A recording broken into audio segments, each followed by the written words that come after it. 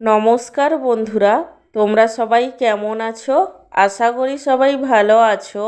আমার চ্যানেলে তোমাদের সবাইকে স্বাগত জানাই। আজকে আমি আমার লাঞ্চ থালির ভিডিও তোমাদের সাথে শেয়ার করব।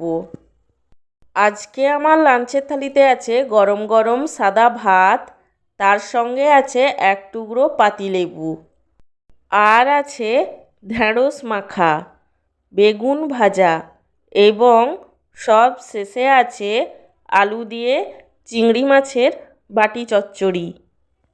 আমার আজকের এই সিম্পল লাঞ্চ থালির ভিডিওটি তোমাদের কেমন লাগলো সেটা কমেন্ট করে জানিও। আর ভিডিওটিকে লাইক এবং চ্যানেলটিকে সাবস্ক্রাইব করতে একদমই ভুলো না।